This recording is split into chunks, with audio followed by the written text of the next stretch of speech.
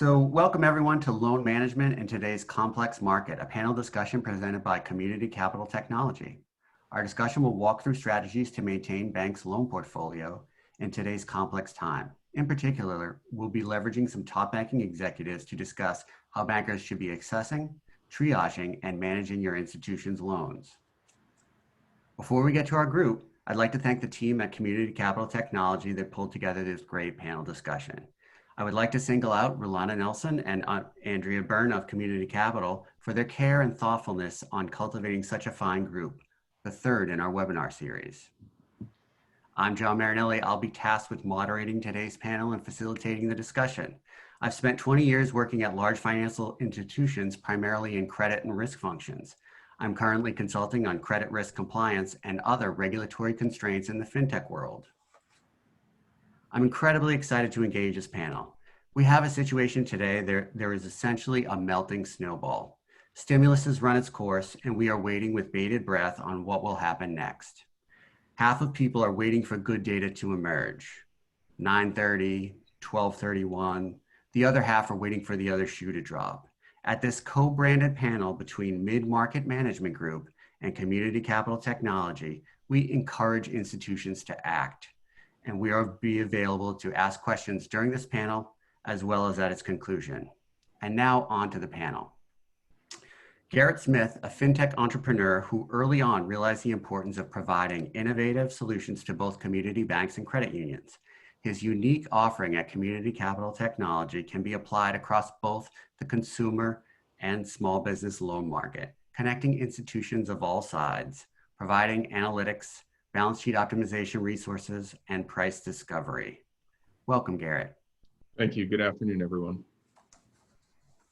Ken Mooney, former Chief Credit Officer of a globally systematic financial institution at the start of the previous crisis, and Chief Credit Officer at a large regional institution on the other side of the credit crisis, only begin to tell Ken's story.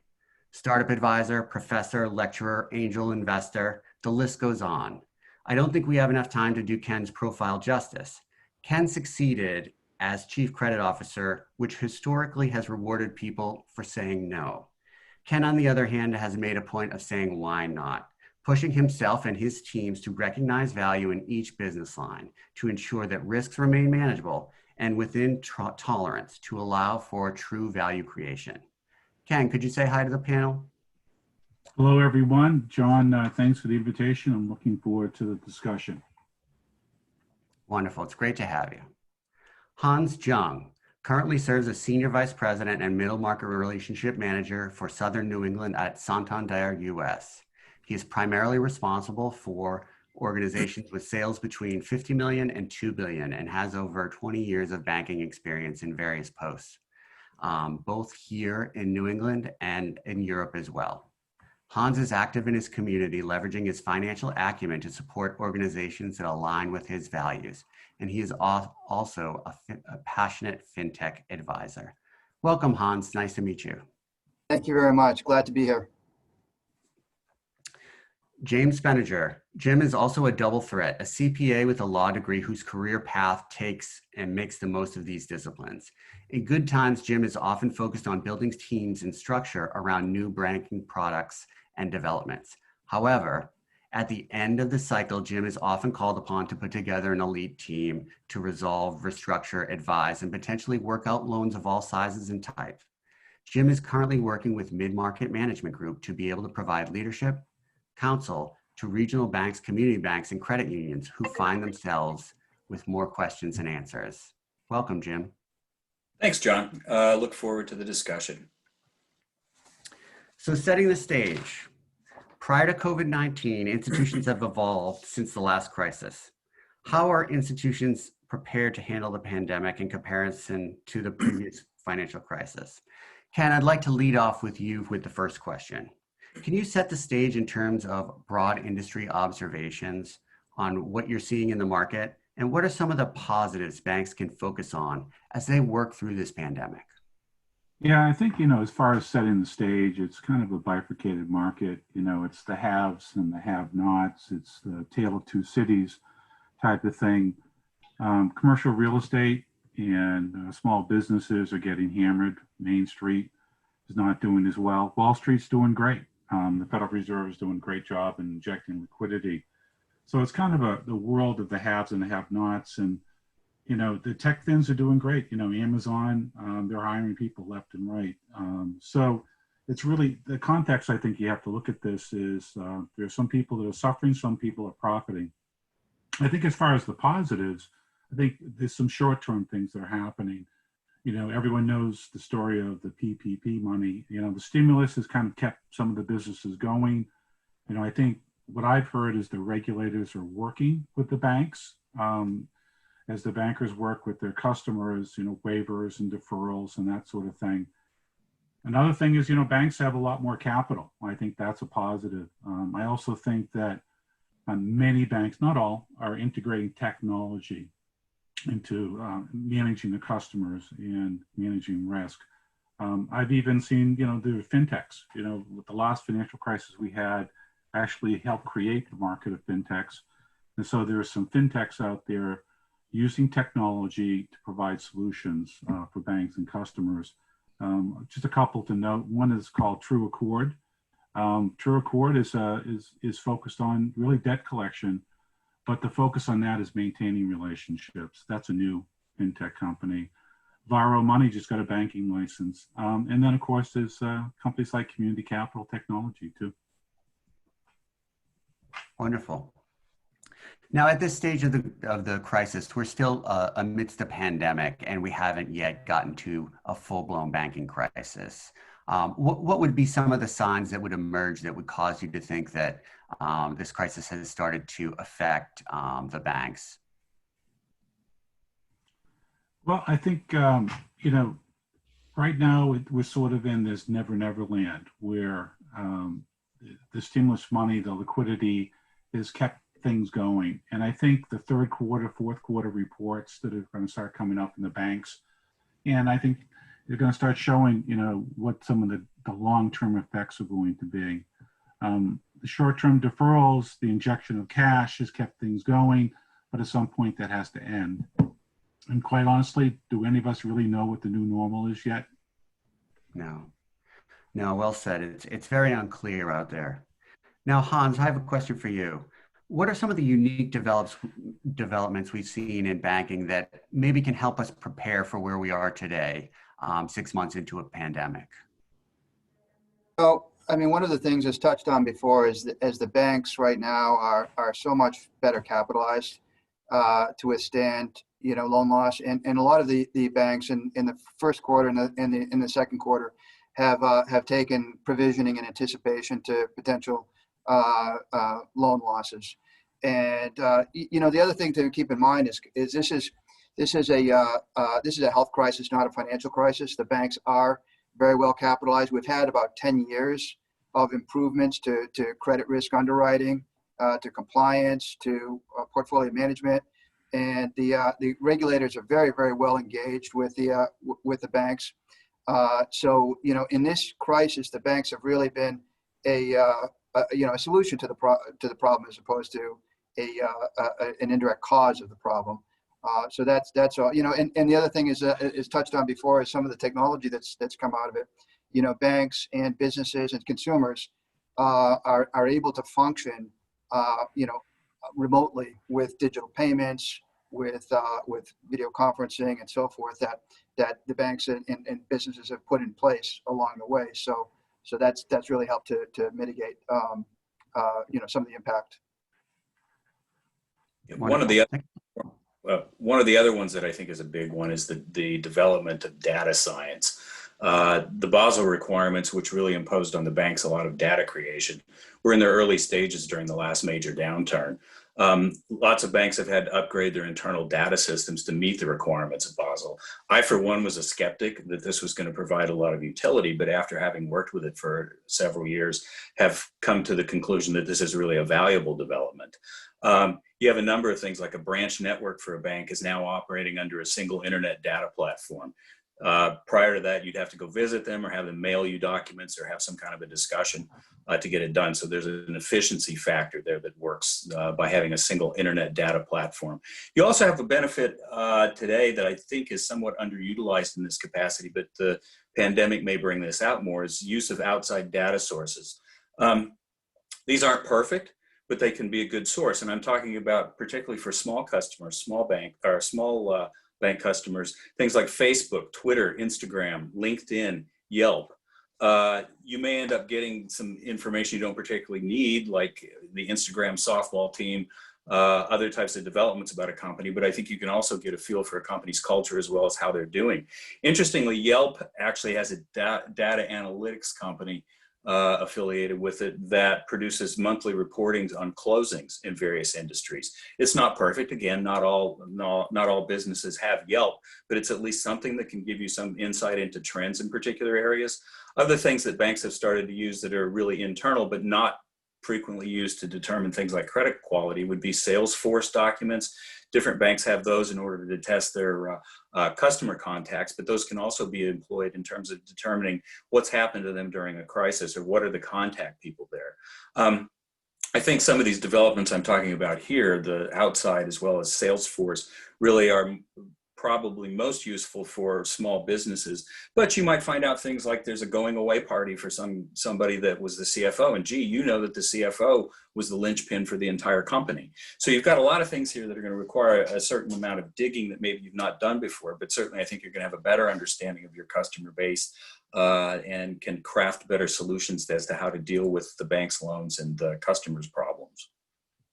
Very interesting, Jim. Now, some of the things that you mentioned were out of necessity. As a bank has to work remotely, it's forced to do things, right, and proceed in a way out of necessity. Do you think some of these trends will stick around and be with us after the pandemic leaves?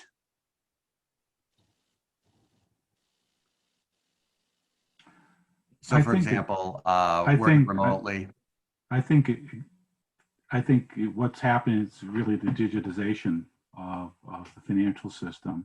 And I think if anything, it's going to accelerate. If you look at the numbers, this actually could be a societal good thing that could happen because there's other countries that do not have well-developed banking systems, and mobile banking has allowed them to do that. And I think in this country here, a lot of what's going to happen is driven by what the consumer wants. They want to have a frictionless relationship.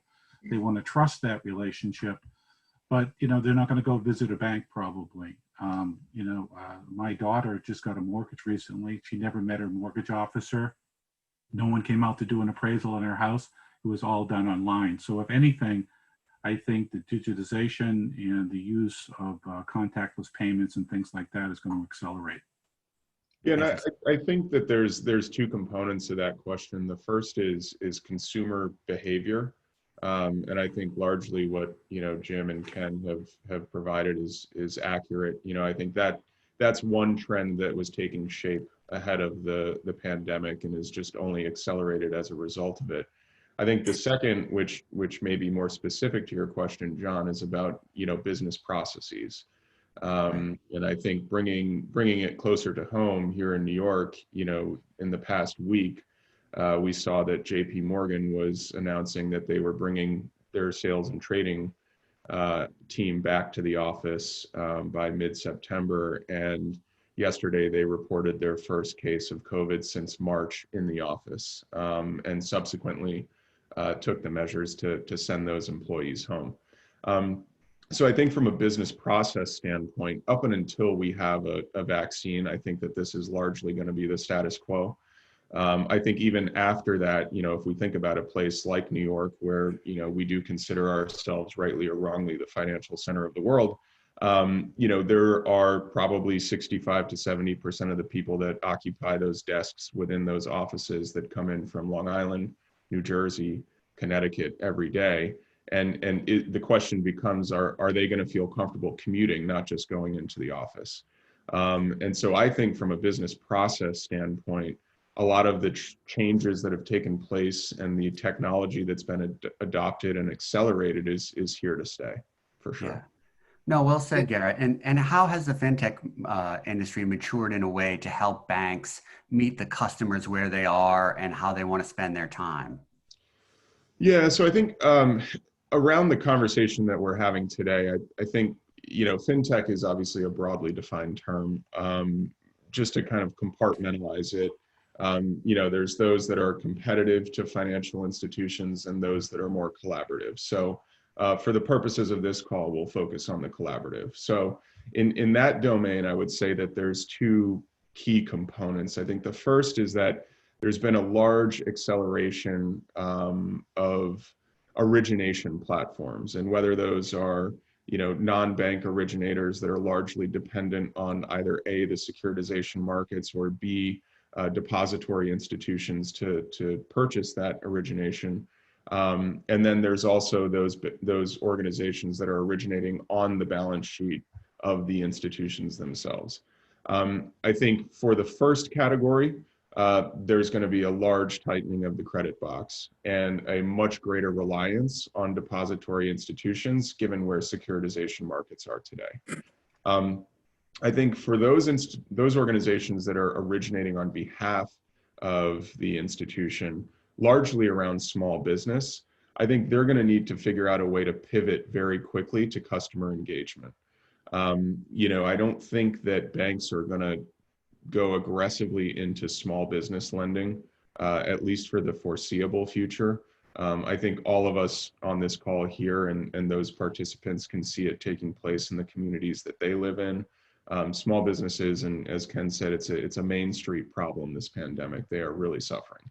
So I don't really see, financial institutions going aggressively back into small business lending, but what they are going to need to do is really figure out where those small businesses are and how they're performing. And I think that there are ways in which those origination platforms can support the banks in helping them understand where those small businesses are in terms of their ability to repay a mortgage or a small business loan. I think the second component of this, and I thought Jim touched on this very nicely, is data. And how does data drive decision making? And the interesting thing about what we're dealing with right now is that there actually isn't much historical data. A friend of mine, we were joking the other day, the last time that there has been a similar situation was, as we've been told, the Spanish flu. And I don't know about you guys, but I never learned about the Spanish flu in school. And the data that could be derived from something like that is probably not applicable to today, given the advances in society. So what data can we use today that can really drive decisions going forward? And I think it's got to be alternative data. And I think Jim touched on a couple things, and one that I found most interesting was around Google searches and an uptick in searches around stomach cramps that took place weeks ahead of flare-ups of the virus in certain parts of the country. And so if you think about that information in the context of what might take place from the government taking action to shut down the economy in either that community, that state, at a federal level, that type of information is going to be very important to banks who are lending in those markets.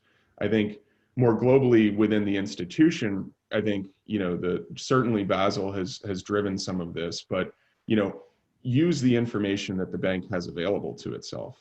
And what FinTech platforms can actually help you digest that information and slice it and dice it in such a way that can make it useful to the institution around what decisions they need to make, either on the existing portfolio or on future origination decisions. No, well said. I think that banks have done a lot of work over the last 10 years, and certainly they've grown accustomed to doing things in a certain way. So Jim, I have a question for you. So banks have changed radically over the last 10 years. Many of the changes are the result of innovation, but most are regulation. How has this shift maybe provided a tailwind or a source of strength for banks as we sort of move into the 6-month mark on this pandemic? One of the things that I think most banks have had to engage in, and again, this has been prescribed by regulation, are stress tests. We are now living a real world example of how a stress test plays out. I think those can be instructive in terms of where you should turn your attention to see what vulnerabilities you might have in certain portfolios. as well as sort of learn from the exercise of putting those together from regulatory purposes to see what types of insights you can gain into your portfolio that you might not have otherwise. That's also another development, really, is sort of the ability with the generation of data to look at things on a portfolio basis, whereas before I think you could do that, but it was very difficult to gather and assimilate the data that would be produced on a portfolio level. Now you should have a much better ability to do that. And again, stress tests are sort of an outcome of that gathering of data. So I'm a fan of the stress test in a real world sense, which is what I think we have the ability to see now and use as a tool in terms of where to focus our attention. Yeah, I think that's very interesting because, when we talk about data, right, like it's, is it good? Is it cloudy? Is it this? But if you're rigor as a banker and you're running stress tests and running all sorts of different scenarios, you're much more willing to come up with a worst case and a best case, and then sort of move towards the middle with a variety of quality of data. So, certainly a very useful exercise. Now, Hans, can you do me a favor and talk about some of the things that banks and bank officers should be doing as we move from a heavily competitive loan market where oftentimes, a customer will come in, they'll do a deal, and then, maybe the bank will lose out to refinancing. The bank will never really build a strong relationship with that customer. But now we have a situation where, the refinancing world might not be there. Banks and customers are getting acquainted in a way that, might be good and might be sort of a long marriage. What are some of your thoughts on some of the enhanced activities that a bank and a bank officer should be doing now to get to know their customer? Yeah, I think that if you look at before the COVID-19 pandemic hit, we were in a very, very hot banking market. Leverage multiples were increasing pretty dramatically. The competitiveness for getting out in front of clients was intense. Spreads had thinned pretty dramatically. Now you roll forward with the pandemic, we've seen a real widening of credit spreads. The leverage loan markets and the investment loan markets have the volumes have decreased substantially. So I think that a lot of the banks are really focusing inwardly right now, and I think it's a great time to really be out in front of your clients, proactively calling, keeping records of the calls, and documenting those calls. And there's two reasons for that. Number one, from a business development standpoint, if you're out there in the market and you're calling and your competitors are not, or the incumbent banks are not, you have a really good shot at winning some good new business. And I'm experiencing that here in the Connecticut marketplace, where there's some institutions, I won't name any, but there's some institutions that have neglected some of their clients, and we're getting inbound, calls for those clients. So it's just a great time to be out in the market calling on new prospects. It's essential to be talking to existing customers as well, not only to make sure that other banks aren't doing the same thing, but also because you want to get out in front of any kind of problems that the customer might have. And the more you communicate with those customers, the more you understand what their needs are, what their challenges are, the better the bank can be prepared for dealing with those challenges. Because the last thing that anybody wants to do is be caught off guard with an issue that comes up where senior management or credit is not aware of it. So that's getting back to another point is documenting the calls. Yeah. Very, very important to be documenting the calls and making sure that that documentation is going to the right areas in the bank for a variety of reasons. Right. Interesting. Yeah, now where we are in the crisis, right? We're 6 months into a pandemic. We've had, a lot of stimulus. Is it too late to get to know your customer, or is it never too late? I would say it's never too late. I think that one of the things that the regulations has imposed on banks is the KYC, the Know Your Customer rules. I think a lot of banks have institutionalized that, so it's not so much the banking calling officer knowing that customer in depth. It's more or less, departments going through documentation to know their customers. But I think it's never too late. I think it's a really good reason to get out in front of your customers, Right. to make sure that they have the latest knowledge, that they're informed with the best products and capabilities of the bank to help them navigate through these times, and also to be able to make sure that the bank is aware of the credit on the for the customer. So I think that I think that contact communication is really key. Right. And I think one of the things that you hit on that I'd like to bring out is summarizing the efforts and transmitting them throughout the bank, so the whole institution knows the benefits of these calls. It's very important. Absolutely. Now, Jim Spenager, what are some of the challenges as a credit officer digging into a new relationship? When you're looking at a credit or a counterparty or a customer, are you looking at it differently, and are you emphasizing different things at this point in the pandemic than you would on a normal due diligence call? Yeah, I think there's a different level of inquiry. One of the things I've always been big on, and now in this pandemic are more even more focused on, is what I'll call quality of revenue. If you have a client, you need to understand how their revenue is created, where it comes from. Are they transactional deals? Is it a relationship? You have to have a feel for how the pandemic has affected major customers of your client. Similarly, if you have vendors that are key to a particular client, you need to understand if there's been any disruption, particularly if you have single supplier, a limited number of suppliers that you rely upon heavily. So it's a different level of inquiry. It's one that I think people have done in the past, but I think it takes more of a prominence in this particular environment. So that's one of the pieces. I think also similarly, looking at real estate projects, you need to do an investigation into the tenants that you've got, particularly if it's retail or office or something like that. Get a feel for the type of industry they operate in, what susceptibility do they have to changes from COVID, and probably a longer look at alternative uses for property. I think everybody has seen that Amazon is buying some shopping mall space to use as warehouse. I think there's a deeper look at that type of thing will need to be taken in the future than there has been in the past. Again, these have always been parts of an underwriting, but I think they play a more prominent part than they perhaps have in the past. The other thing, one other piece that I'd add on top of that, and then I'll turn it over to you, Ken. You may end up having to write more covenants into your loans in order to get some type of a monitoring, a formal monitoring of their activity. That's not something anybody really likes to have imposed on them as a client, nor do you as a bank want to have to follow a whole bunch of things. But that is one way that you can have sort of a meeting point on a particular performance metric that the business has. You know, John, your question was a lot to deal with new business. And, you know, my hope is that banks will focus on retaining the existing business, because it's so important to have a good lender, a good banking source. And I think that banks provide are a valuable resource to borrowers.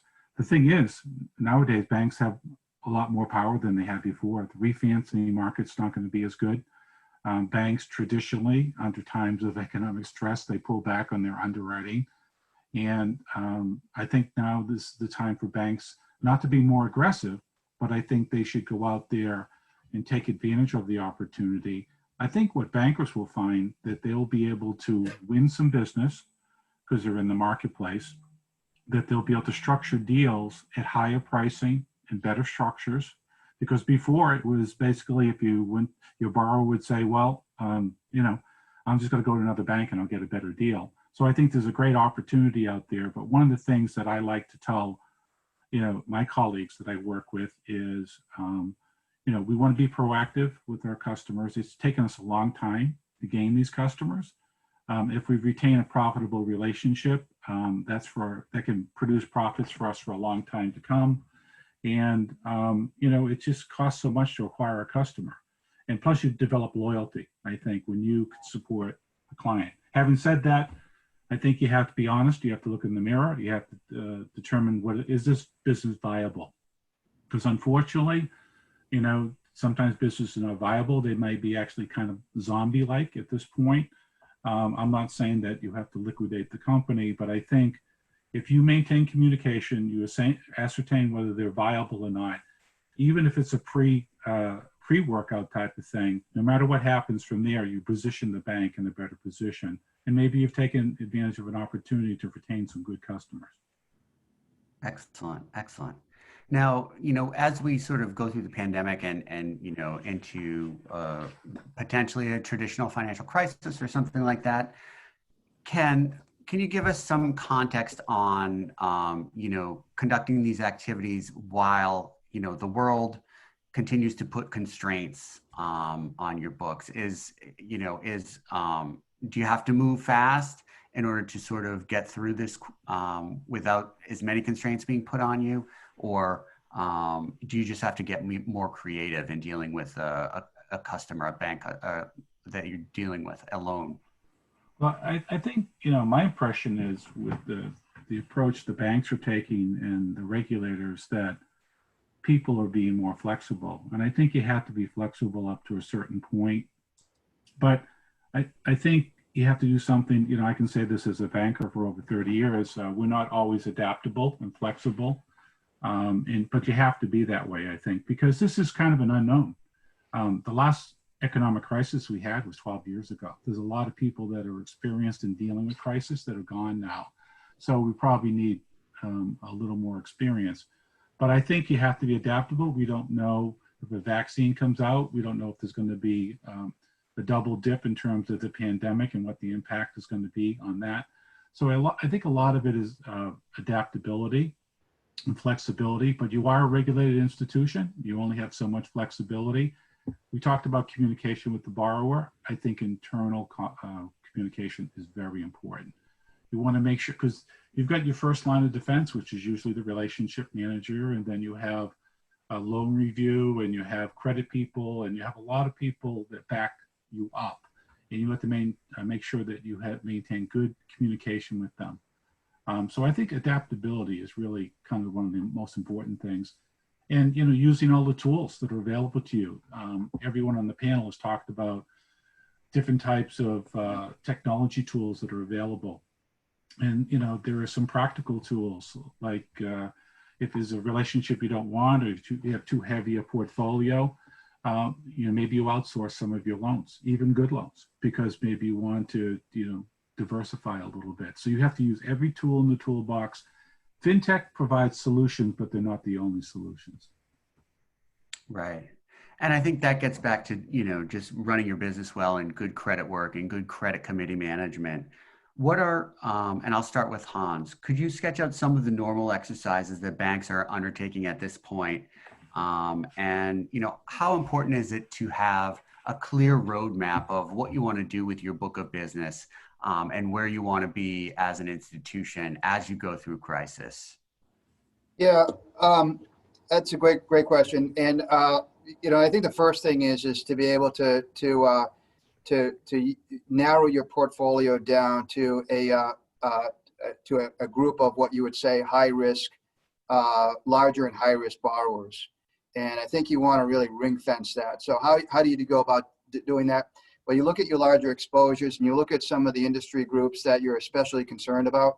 Obviously, right now it would be retail, restaurants, airline related, auto related, commercial real estate, and you want to really zoom in on those borrowers. And then from there, I think you really want to make sure that you get the right attention on it. And it might be that rather than getting workout directly involved, maybe you organize a remediation group to give that some closer monitoring, or maybe it's shadowed with more experienced account officers to make sure that those are getting high priority as far as attention goes. And I think the first thing you do is when you identify borrowers that you're especially concerned about, is you want to do a thorough review of the credit file. I think you want to run the UCC searches, make sure that you're perfected as expected, that you don't have liens that come ahead of you, anything unexpected like that. I think you also want to make sure that the insurance documents are up to date, and the bank has lost payee all the insurance policies. I think it makes sense to do a review of the deposit and cash management relationship. Make sure all of the signers are up to date. Make sure that the people that are using the cash management are the right people. That if there's been turnover in the executive ranks or even among employees, that you have the proper risk management in place, dual controls, et cetera, to make sure that there isn't any fraud on any of those accounts. And then I think best practices at banks that I've been at in the past has been where you have that defined pool of loans that you're most concerned about, and you do heat sheets. Yep. So that the senior management can review on a regular basis the developments in each of these portfolios, and it could even be ranked as far as is it deteriorating, is it stabilized, is it improving, and so forth, so that senior management is getting a real-time look at the most sensitive accounts that the bank has, and migrate appropriately. If you need to get a middle market account to the ABL group, if you need to get workout involved, and make sure that you have timely timely action with those accounts is important as well. And another, if I could just interrupt, how challenging is it as a bank officer to risk manage a portfolio, but also go out and win and service new business? And how do you keep those sort of activities from really affecting each other and then affecting your production? Yeah, that's a great point, because a account that's a troubled account could take a tremendous amount of time. Yeah. And you want to get that outside of the hands of your best calling officers. So you really want to get that into the hands of experienced people with credit that are going to be, for that period of time, devoted to that account and not have necessarily sales goals or calling goals, because it'll eat all your time. Yeah, it sounds like, again, we mentioned all the different disciplines a credit officer needs to have in order to be successful. And, it seems like in this world, project management is truly, paramount, right? Because you can't be the chief risk officer and the chief revenue officer. Yeah, and I think it's also a matter of leveraging the groups at the bank. For example, if you have a middle market account that has a quarterly look, and that account now needs to have a more frequent look, maybe you have resources at the bank that can help monitor that, like an ABL group that is staffed for a much more periodic look at an account, and they can help out with some of that credit administration. Yeah. John, one of the things that's different, it struck me as I was listening to Jim, Hans, and Garrett speak, is that there's a lot of differences between now and the last financial crisis. The last financial crisis was more in the capital markets and is more a liquidity issue, but this is slow moving, right? You ever have that dream, you wake up and you're falling, right? And you just wake up. Well, we may wake up and find out the problem's worse than we thought, but it's slow moving. And I think a lot of the things that Jim and Hans are talking about in terms of preparation, there's still time to prepare for this. And before last financial crisis, I just remember you wake up, go to work every day, and you wonder if the bank's still going to be there. So it was almost an immediate type of mini crisis every single day. Here, we can plan for it, and we can use the tools. I think, maybe Jim wants to talk about the education piece. I think there's a part that what you do is you take your experienced people and they help train some of your less experienced people, and you leverage off of that and maybe use outside sources. I don't know what you think, Jim, on that. Yeah, I think mentioned earlier is that a lot of people that were adept at dealing with stress loans have either retired, moved on, or just aren't around. So there's not really been a lot of practical experience over the last 10, 12 years. As Ken pointed out correctly, the last crisis really was more in the markets. Your larger institutions were affected, but I think a lot of patches had been put in place. so that your smaller banks and regional banks and community banks didn't necessarily see the effect of some of the things that had happened. As a result, there really is a need for a training, I think, of people as to how to deal with these types of things. And I think we've talked about a lot of the features that are specific to that, but that's definitely one of the needs that we see out there, and are organizing resources to be able to fulfill that need, to provide training to people. Yeah, no, absolutely. I mean, it's not just one job, it's like 10 jobs. And I think that, I think it's very difficult for one person or a small group of people to find balance within that. Ken, do you think maybe you could talk about, you always had a great way about this, how to sort of take risk, but at the same time allow an institution to, make revenue, balancing sort of risk versus reward? What's your strategy there, or what's your mentality? When I used to approve credit, the most important thing to me was not the write-up. It was really the account officer, how well they understood the credit, the due diligence that they had done, the experience that they had, how they communicated with them. Really it's the knowledge.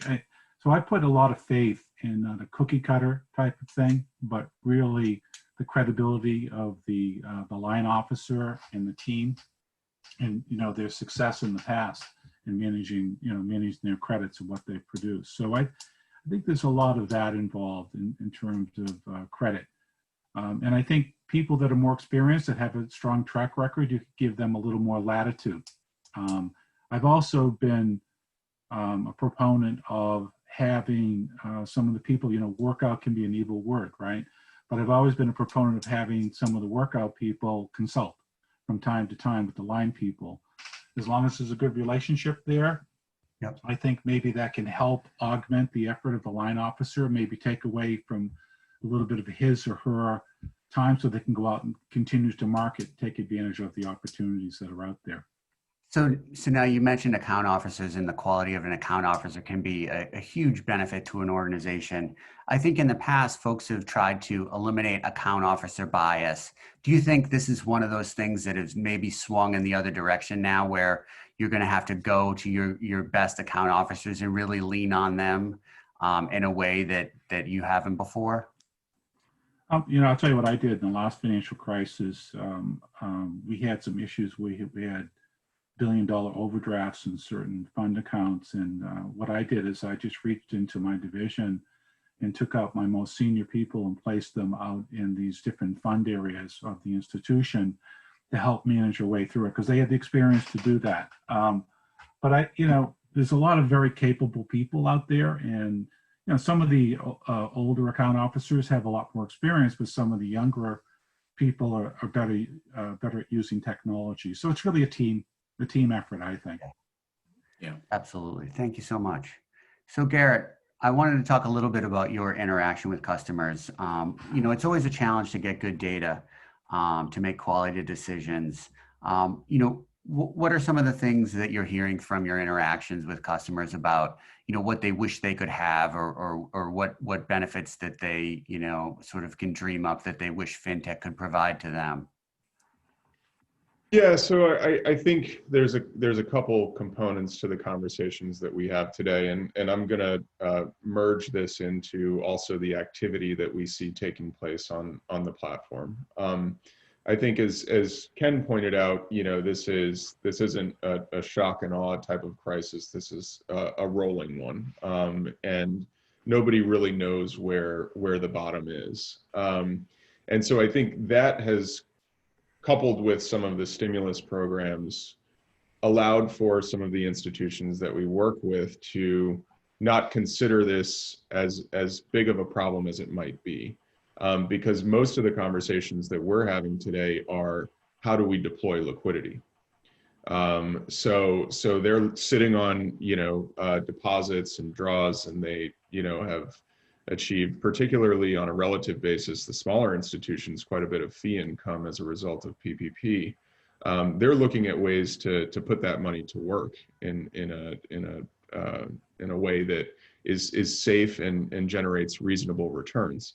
And so those conversations typically trend towards, what are you seeing in the market, what's available on the platform, and what does the collateral look like? Because I think that's one of the key components of any capital deployment at this stage in the cycle is what is the collateral, because we really don't know where the bottom is. And so having that downside protection is extremely important. And Hans would be the first one to tell you this, that when he's going to credit committee, I'm sure that's something that's top of mind for any decisions around that.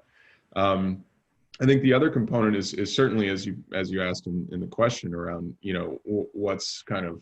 what type of data would be, most beneficial to making those decisions. And I think it's, really driven by predictive analytics. And, looking at whether it's call report data or historical vintage performance data around consumer or commercial loans, I think that type of information is going to drive what decisions are made around future either loan acquisition or loan origination. And so there are a number of conversations, and some of this is proprietary to our platform, around certain ways that we're leveraging call report data, certain sources of alternative data that we're pulling in that will enable an institution and a decision maker to look at not just how that credit has performed historically, but also to benchmark how their overall portfolio is performing against their peer group, and what potential opportunities may exist in the future in both a conservative and aggressive fashion. Excellent, very excellent. I think one other point on that, John, just quickly, is pricing. Right. I think that a lot of the questions come to us from prospects, because most of the institutions that are already on our platform have access to this type of information. But where are loans being priced? I think that's a question that we always get from prospects, and so those are certainly top of mind. Yeah. Now, are people just astounded that they can, have price discovery for some of these loans? For, many people must have worked their whole career, without really an understanding of how to be able to price a loan like this after it was originated. And are people just astounded when they have the ability to get price discovery? Yeah, I think they are. And a really good example of that is, just last week, we facilitated a transaction between counterparties on our platform where it was a large consumer loan portfolio. Only 5% of the loans were in some form of deferral or delinquency. And that portfolio still traded at a modest discount. Even though if this were February, that would probably trade at a premium. So that type of information that's gleaned through those transactions and obviously anonymized on our platform is something that's extremely valuable to every institution that's using it. Yeah, no, I can see how that would go from being, a question mark to being sort of the top line on anybody's sort of credit report is, price discovery and the intelligence that your platform would be able to provide them around those key attributes. Absolutely. So we have about 10 minutes left as far as the webinar is concerned. We do have a question. What I'll do is I will ask one more question to the folks on the panel. We will get to our audience question and then we'll wrap up. So the last question, and we'll try to go through this one fairly quickly. We'll start with Hans. So Hans, there's a lot of characteristics of a successful credit officer, especially during a financial stress situation. What are some of the things that folks might not know about, not having been through a dip in the credit cycle or a stress time, that, whether it's, hostage negotiation, psychology, business strategist, or trader? What are some of these dark arts that folks don't know about that a successful credit officer has to bring to the fore as we move through a very stressed time? I think that what's worked for me in the past, during my experiences in different workout groups and remediation, is really, and we touched on this already, really having a lot of communication with the customer and internally, so that you have transparency, I think that when you can minimize the surprises, both from the borrower standpoint, and you can help them with their expectations, it might not always be what they want to hear. But I think that if you are out in front of them and you are delivering the message and you're working with them, you usually will get much more of a cooperative and successful outcome. Same with internally at the bank, as we've talked about. So, I think being diligent about analyzing the situation, making sure that you're looking through all of the financial reports and reviewing those and communicating those, asking what's going on with the business, staying in contact. I think that leads to more success. I think where you can drop the ball is where you go for months on end, where there's no review and no communication, and that's where you get the surprises. So I think that, and I also think that it helps to have a certain balance when you're viewing, because in certain circumstances you have bad actors, but more often, like in a situation we have, we're all caught in the same environment, and to have some empathy as you go through the process definitely helps as well. Particularly when these, for customers that you really want to hold on to as long-term customers. No, well said. It's so important to be able to reach out and talk to your customer about good and bad developments, and in an effort to stay in contact and keep that relationship where it needs to be. Now, James Spenager, what about you? What are some of these things that folks might not know about that a credit officer might have to employ as we get into a stressed environment? I think a lot of people don't realize that there is a significant element of salesmanship to that type of a role. You have to be able sometimes to sell a plan or sell an idea or sell an approach that others don't particularly accept at the beginning, or a company doesn't accept at the beginning. And so you are always selling. I mean, it's a different kind of salesmanship, but I think it can be quite rewarding. The other piece is creativity. I think if you can employ creativity to the extent that's in your personality or among your skill set, there are all kinds of interesting and creative things that you can do. You basically are given a bunch of pieces and told, figure out what to do with this. It makes it both palatable for the borrower as well as the bank. Those are not necessarily things that often get advertised up front. Another one, which I think is a surprise to people when they have to deal with it. When you're dealing with the back end of a credit or dealing with stress loans, you have a set of rules that are embedded in your documents, and those become the rules for engagement with the client. Just because it says that a guarantee is going to be paid promptly and in full against a deficiency, that isn't what happens. It becomes a negotiation. The points that you have made or that were negotiated at the outset of a loan are the points that are part of that negotiation. A guarantee might be compromised. A guarantee might be increased. A guarantee might be forgiven. There's all kinds of trade-offs you have to weigh, evaluate, and determine what's the best course of action to take under a given circumstance. And it, again, can be quite rewarding to be able to do this and have everything work out both well for the institution as well as the customer. But you also have to be prepared to accept failure. And sometimes realize, you work on something hard for 3 months and then you find out, gee, I could have just taken 3 months vacation because I didn't get anything out of this. You have to be able to stick the nose to the grindstone and come up with something else. Have a plan B, have a plan C, be able to move into those modes quickly when your primary mode fails. Wonderful. Yeah, well said. Now, what about you, Ken? What are some of the things that folks might not know about that a credit officer, chief credit officer, or even a bank officer might have to employ during this time? Of course, it's different, if you're interfacing with the client or you're the chief credit officer. But if you're interfacing with the client, a lot of what these guys have said is very important. The communication, that's a key thing. You have to understand what's going on there and convey that back to your organization. Your client has to maintain credibility with you. You have to maintain credibility within the institution.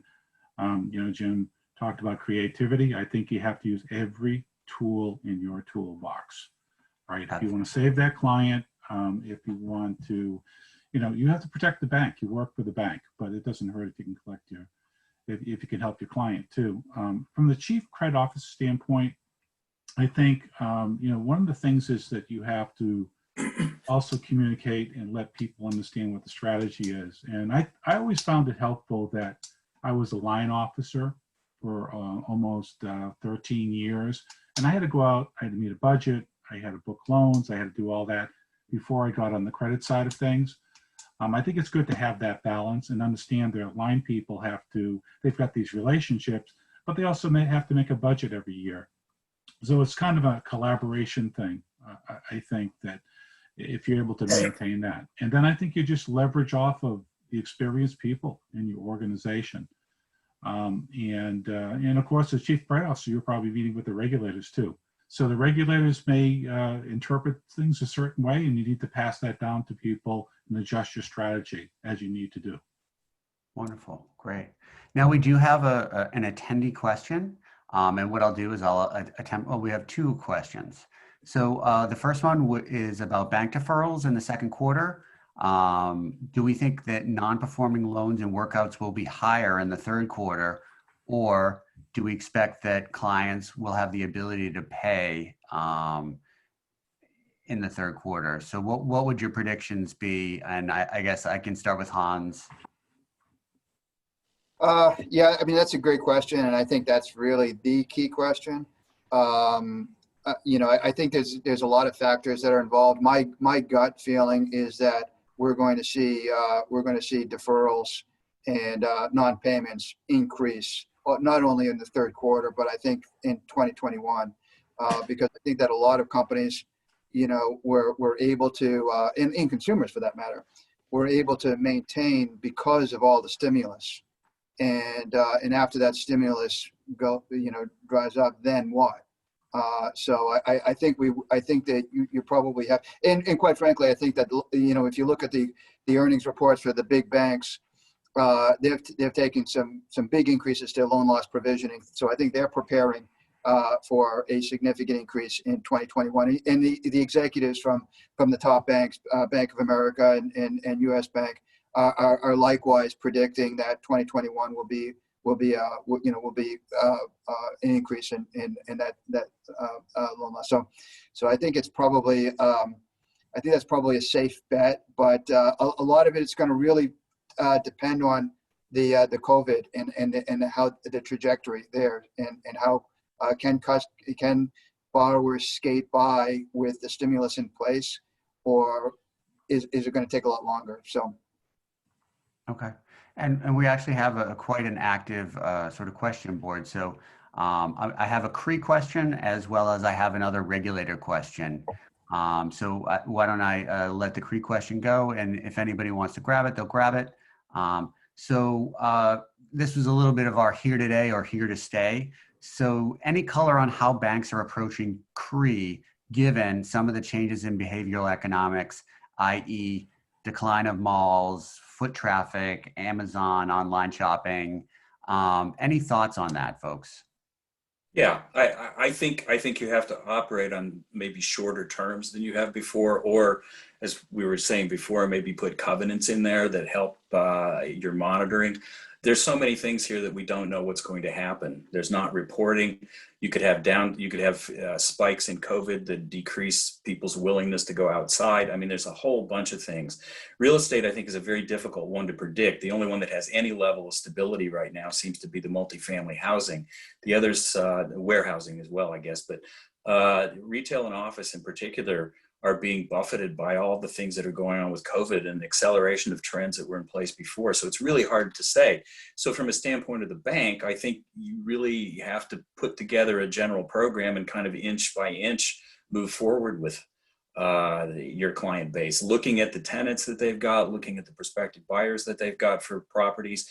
This is a tough go for real estate, I think, for the short term. And hopefully if we get a vaccine and some other support here, it'll become a little clearer. But right now, I think that's a very murky picture. Yeah, and I think one just to touch on something Jim said is really around the tenant. We saw 2 transactions on our platform, actually in April, commercial real estate driven. That one was the largest tenant was Bank of America. The second one, the largest tenant was Costco. So you kind of see these types of opportunities be a lot more attractive from a transactional perspective, and that's largely driven by the tenant. Very insightful, thank you. Now we have another question. it seems that regulators and stimulus program have encouraged patience to date. Don't they have to get back to the level of regulations that will hurt the bank? How will banks stay the course? So I guess, do we think that regulators will stay patient, will sort of be open to fintechs?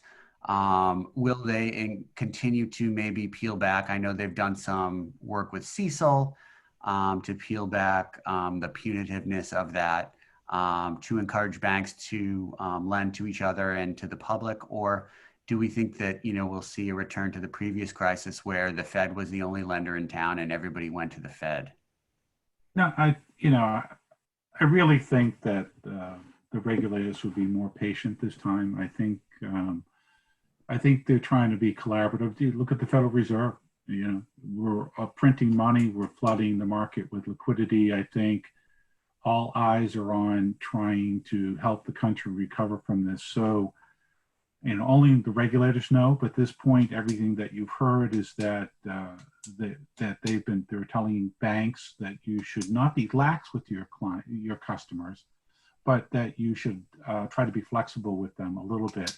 But I do think the screw will turn at some point. We're bankers, right? I still consider myself a banker, and you have to pay. You have to meet your obligations, and whether that's restructuring the loan, whether maybe you have to sell the loan, or maybe the company has to get recapitalized. There's a whole host of things that can be done. But I think it's just good hard work and working with your customers. I just don't think that the regulators will all of a sudden flip. But I also think the banks are well cushioned for losses. So I think it's going to be a balancing act between all the parties involved.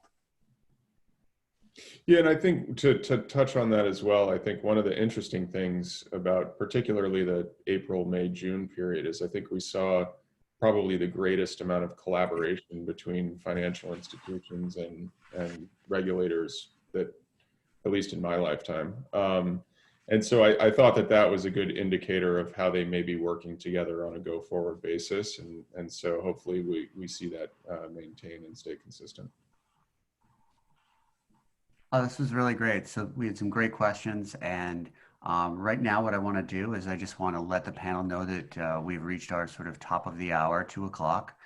We're going to wrap up. So what I'll do is I'll allow for folks to close and give the participants something maybe that we didn't have the opportunity to cover based on the questions, or whether it was the format. So Hans, I'm going to start with you. Do you have any closing thoughts to let people know on this topic about sort of managing loans in a complex environment?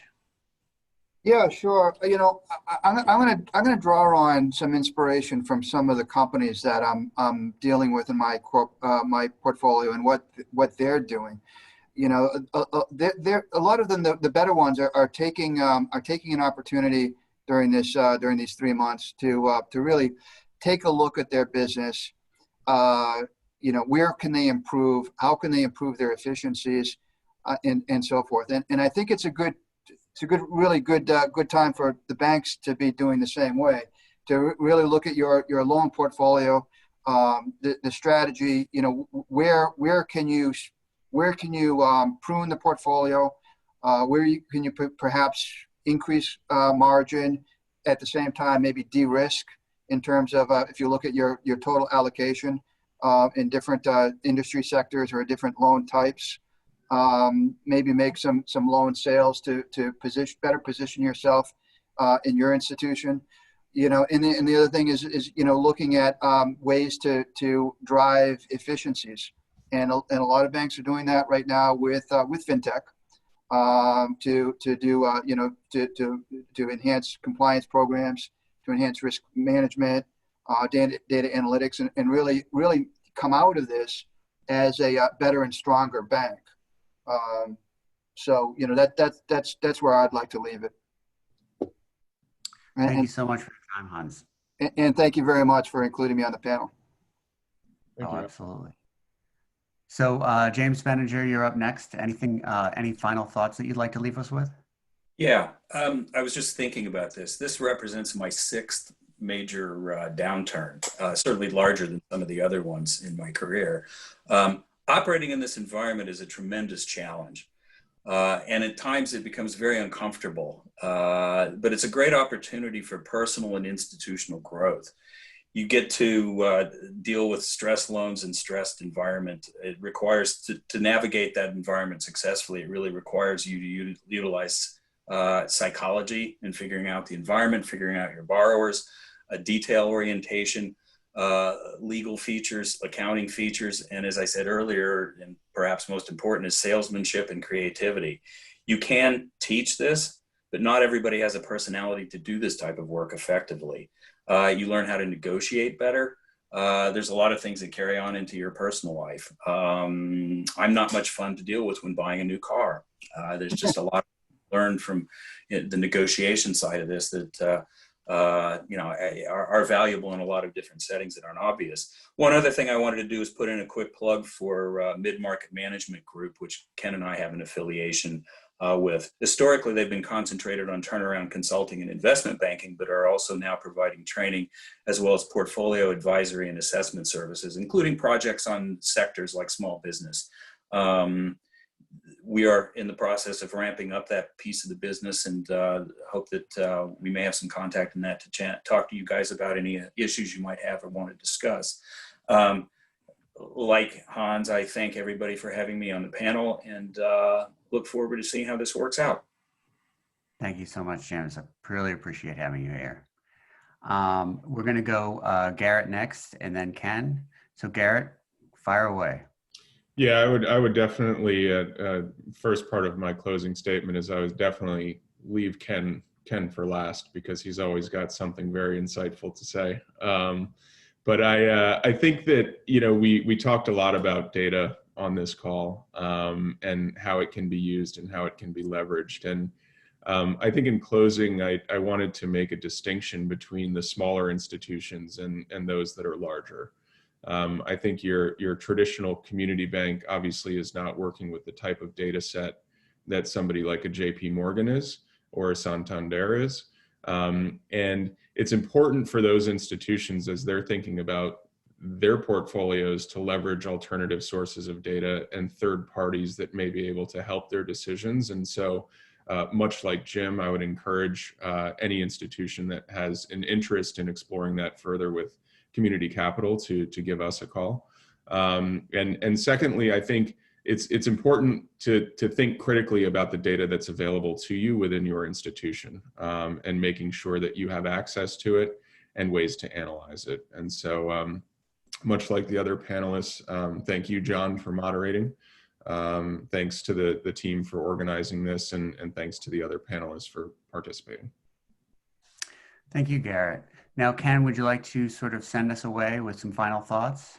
Sure. This is sort of a lessons learned type of thing, and I'm approaching it from the perspective of being a banker. So first of all, I think you really need to be proactive. You have to have a plan. You have to have a plan for all your accounts. And you know what? Think a little bit like the borrower too. Think about him or her on the other side. Maybe it's a family business. Maybe it's something that's built up over time. You got to think about not what they want, but what they need. So thinking on both sides of it, I think, is helpful. I think you want to have the talent, within your organization. You want to have the training in place. You heard a lot about this is an unusual circumstance that we're in, so you're going to have to be able to adapt to the credit environment. I think you want to use technology. It's not a panacea to solve all the problems, but there's a lot of volume. I mean, if what we think may happen, certain sectors of the economy, and it was a good question about the deferrals and the waivers and when that's going to end. If it all happens at the same time, you could be dealing with a lot of issues at the same time. And I think technology is a way to simplify that for you. How many times have you heard the word communication, internally and externally? I think that's something that's really critical, that you do a good job at that. I think partnerships are also a good thing. Partnerships are a way of acquiring knowledge and platforms to be able to execute on solutions, partnerships within your organization so you communicate effectively with the strategies you have. And, always identify multiple solutions and use every tool in your toolbox and constantly look for new things to provide solutions. And thanks again. I really enjoyed being on the panel. some good questions from the audience. I thank them for participating and for the fellow panelists and Community Capital for inviting me. Thank you. Thank you so much, guys. So wonderful panel, Hans, Garrett, James, Ken, Community Capital and Mid-Market Management Group for making this opportunity possible. I'd like to thank our active participating audience. And I'd like to take this time to conclude the webinar. Thank you guys so much. It was wonderful to have you. Thank you. Thank you. Thanks. Bye now.